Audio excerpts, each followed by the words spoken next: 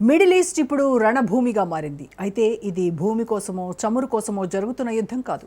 దీని వెనక పెను ఆధ్యాత్మిక వ్యూహం దాగి ఉంది. అగ్రరాజ్యం ఈ యుద్ధాన్ని ఒక ధర్మయుద్ధంగా మారుస్తోంది. అంతేకాదు ముస్లిం ప్రపంచంలో షియా సున్నీ వర్గాల మధ్య ఉన్న శతాబ్దాల నాటి వైరుధ్యాన్ని తనకి అనుకూలంగా వాడుకుంటోంది. ఇంతకీ అల్లాపై భారం వేసి ఇరాన్ చేస్తున్న ఈ ప్రతీకార దాడులు గల్ఫ్ దేశాలను ఏ తీరానికి చేరుస్తాయి? ఈ పోరాటం చివరికి మతాల మధ్య మహాసంగ్రామానికి దారితీస్తుందా? ఈ యుద్ధం వెనుకున్న మతపరమైన గూఢచర్య రాజకీయాలేంటి? పశ్చిమాసియాలో పరాకాష్ఠకు ఉద్రిక్తతలు. యుఏఈ సౌదీపై డ్రోన్ క్షిపణుల కలకలం. అమెరికా తీరుపై గల్ఫ్ దేశాల ఆగ్రహం. ప్రస్తుత ప్రపంచం ఒక వినాశకరమైన యుద్ధం అంచున నిలబడి ఉంది. మిడిల్ ఈస్ట్ లో అగ్రరాజ్యం అమెరికా రాజేసిన నిప్పు ఇప్పుడు మొత్తం గల్ఫ్ దేశాలను దహించి వేస్తోంది. ఇరాన్ తన అణు కార్యక్రమాలను నిలిపివేయడం లేదన్న సాకుతో అమెరికా నేరుగా యుద్ధం ప్రకటించడం అంతర్జాతీయంగా పెను సంచలనం సృష్టించింది. కేవలం రాజకీయ ప్రయోజనాలే కాకుండా ఈ యుద్ధం వెనుక మతపరమైన కారణాలు, సిద్ధాంతాలు ఉన్నాయని తాజా పరిణామాలు స్పష్టం చేస్తున్నాయి. ఇజ్రాయిల్తో కలిసి అమెరికా జరిపిన దాడుల్లో మొదటి రోజే ఇరాన్ అత్యున్నత ఆధ్యాత్మిక నాయకుడు ఆయతుల్లా అలీ ఖమేనీ మరణించడం ప్రపంచ ముస్లిం సమాజంలో తీవ్ర చర్చకు దారితీసింది.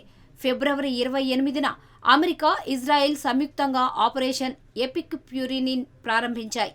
ఈ ఆపరేషన్ ప్రధాన లక్ష్యం ఇరాన్ అణు స్థావరాలను ధ్వంసం చేయడమే కాకుండా ఆ దేశ ఆధ్యాత్మిక గుండెకాయపై దెబ్బ కొట్టడం. ఇరాన్ సుప్రీం లీడర్ ఖమేనీ మరణంతో ఇరాన్ తీవ్ర ఆగ్రహానికి లోనైంది. తమ మత గురువు మరణానికి ప్రతీకారం తీర్చుకోవాలని ఇరాన్ సంకల్పించింది. దీని ఫలితంగానే అమెరికా సైనిక స్థావరాలు ఉన్న గల్ఫ్ దేశాలపై ఇరాన్ క్షిపణులు, డ్రోన్లతో విరుచుకుపడుతోంది. గత 7 రోజులుగా Dubai, UAE, Saudi Arabia, Qatar, Oman, Bahrain వంటి 14 దేశాలపై దాడులు నిరంతరాయంగా సాగుతున్నాయి.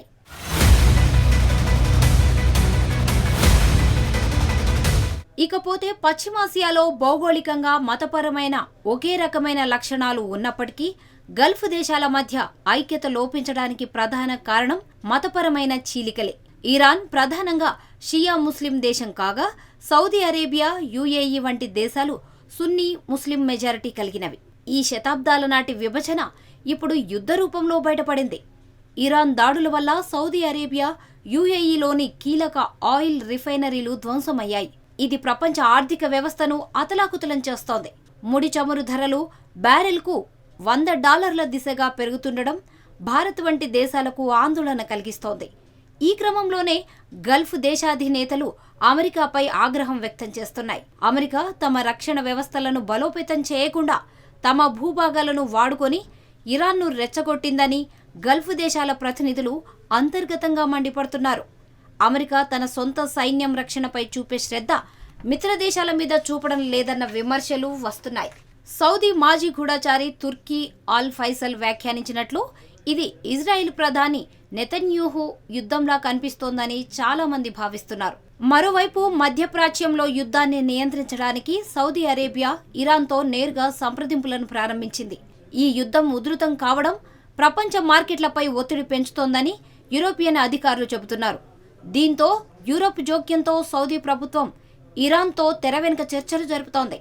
ఉద్రిక్తతలను తగ్గించి సంఘర్షణ తీవ్రం కాకుండా నిరోధించేందుకు సౌదీ అధికారులు తాజాగా తమ దౌత్య గోప్య మార్గాన్ని మరింత అత్యవసరంగా ఉపయోగించారని తెలుస్తోంది.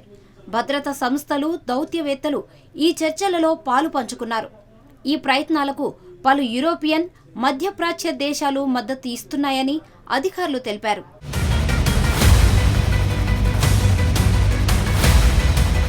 ఈ యుద్ధంలో అత్యంత భయంకరమైన కోణం ఏంటంటే డొనాల్డ్ ట్రంప్ ప్రభుత్వం యుద్ధానికి మతపరమైన రంగు పూయడం. అమెరికా సైనికులకు యుద్ధం పట్ల ప్రేరణ కలిగించడానికి బైబిల్ సిద్ధాంతాలను వాడుతున్నట్లు అనేక నివేదికలు చెబుతున్నాయి. బైబిల్లో ప్రస్తావించిన ఆర్మాగెడ్డా ప్రపంచాంత యుద్ధం సృష్టించేందుకు ఇరాన్పై దాడి చేయాలని, ఇది దైవ సందేశమని కమాండర్లు సైనికులకు బోధిస్తున్నట్లు మిలిటరీ రిలీజియస్ ఫ్రీడమ్ ఫౌండేషన్ వెల్లడించింది. ఇరాన్ను లొంగదీసుకోవడం అంటే ఒక మతపరమైన విజయం సాధించడమేనని అమెరికా భావిస్తోంది. మరోవైపు ఇరాన్ అధ్యక్షుడు మసౌద్ పెజెష్కియాన్ గల్ఫ్ దేశాలకు క్షమాపణ చెబుతూనే తమ ఆత్మగౌరవం కోసం పోరాడుతామని ప్రకటించారు. అమెరికా ఆశిస్తున్నట్లుగా తాము బేషరతుగా లొంగిపోయే ప్రసక్తే లేదని ఆయన స్పష్టం చేశారు. ఇరాన్ను లొంగదీసుకోవాలన్న కలలు ఎన్నటికీ సాకారం కావని హెచ్చరించారు. ప్రస్తుతానికి దాడులు కొంత తగ్గుముఖం పట్టినట్లు కనిపిస్తున్నా అమెరికా తన యుద్ధ నౌకలను గల్ఫ్ జలాల్లో మోహరించడం ఆందోళన కలిగిస్తోంది. ఇరాన్ మద్దతు ఉన్న గ్రూపులు తమ చమురు నిల్వలే లక్ష్యంగా దాడులు చేస్తున్నాయని అమెరికా నిఘా వర్గాలు హెచ్చరిస్తున్నాయి. ఇది కేవలం ఒక ప్రాంతీయ యుద్ధం కాదు, ఇది ప్రపంచ దేశాల మతపరమైన ఆర్థిక ప్రయోజనాల మధ్య జరుగుతున్న పెనుగులాట. గల్ఫ్ దేశాలు ఇప్పుడు తమ భద్రత కోసం అమెరికాపై ఆధారపడాలా లేక తమ సొంత కూటములను బలపరుచుకోవాలా అన్న సందిగ్ధంలో ఉన్నాయి. దశాబ్దాలుగా నలుగుతున్న ఇరాన్, అరబ్ దేశాల మధ్య విభేదాలు ఇప్పుడు అగ్రరాజ్యాల జోక్యంతో మరింత విషమించాయి. ఈ యుద్ధం వల్ల కలిగే నష్టం కేవలం ప్రాణ ఆస్తి నష్టాలకే పరిమితం కాకుండా ప్రపంచ శాంతికి భంగం కలిగిస్తోంది. మతపరమైన భావోద్వేగాలను రెచ్చగొట్టి యుద్ధాలు చేయడం మానవాళికి ఎప్పుడూ చేటు తెస్తుందని చరిత్ర చెబుతోంది. పశ్చిమాసియాలో శాంతి నెలకొనాలంటే దౌత్యపరమైన చర్చలు మాత్రమే మార్గం. కానీ ప్రస్తుత పరిస్థితులు మరో ప్రపంచ యుద్ధం వైపు అడుగులు వేస్తున్నట్లు సూచిస్తున్నాయి.